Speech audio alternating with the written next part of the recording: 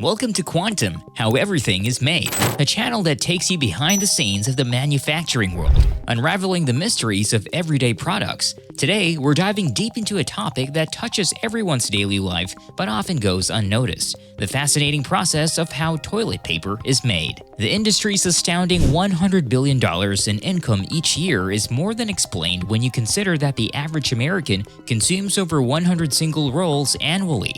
Now the question is, how is toilet paper made? Are you excited? To begin the operation, a specialized piece of equipment known as a harvester gathers wood. When it comes to gathering wood in the forest, an 18-ton timber harvester machine is essentially an all-arounder.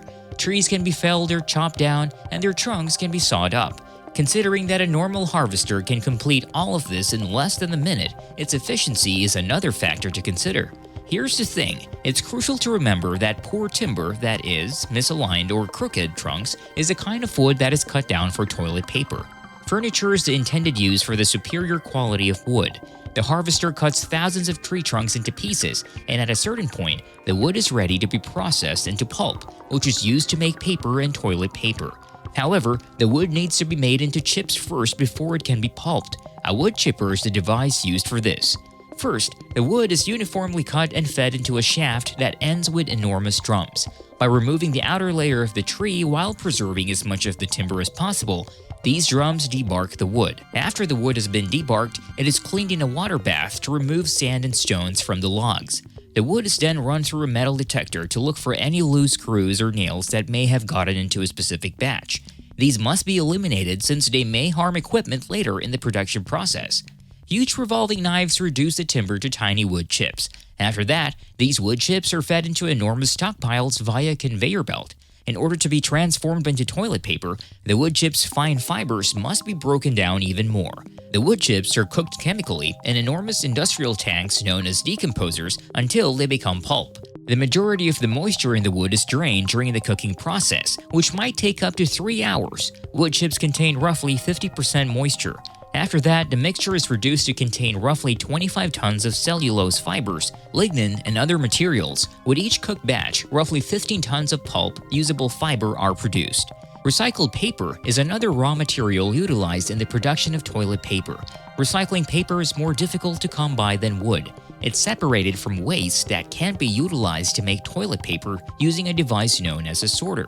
Once the trash is inside the machine, it passes along a conveyor belt, where a completely automatic sorter eliminates plastic, cardboard, and trash.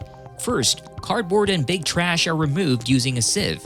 Near-infrared sensors then separate the recycled paper from the trash. An airburst launches the cardboard or other debris off the conveyor belt as soon as the sensors identify it. This kind of machine has the capacity to sort 400 tons of recycled paper each day. The recycled paper goes through a total of 14 stations in a massive washing machine before the fiber is suitable for use in making new paper. It's indeed a lot of effort, if that makes any sense. You may be astonished to learn, however, that even with all of this hustle, it's still greener than making pulp from wood. The washing machine converts the recycled paper into pulp before sieving it. The sieve removes tiny waste particles from the pulp. Careful cleaning follows decomposition. Centrifugation is a technique used in fine cleaning to direct heavy waste particles like splinters or sand toward the outside walls where they sink to the bottom. Lastly, a soap wash is used to drink the pulp. As a result, the ink's colored particles adhere to the foam and are then skimmed off. This washing method results in a pulp that looks like sludge. This sludge is treated with bleach and heavily diluted with water to make it more appropriate for paper manufacturing. It's now time for the factory's hands-on pulp to be turned into paper after it has been made using recycled paper and wood. The 120-meter-tall paper mill creates a solid paper from pulp in 4 simple steps. Are you still with me? Because now a former wire is a huge mesh screen or belt that receives the prepared pulp. Water drains through the screen as the pulp mixture travels up the wire, leaving a layer of entwined fibers on top. Vacuum boxes and other drainage components help to control the consistency of the pulp and the thickness of the paper, which aids in the process of removing water.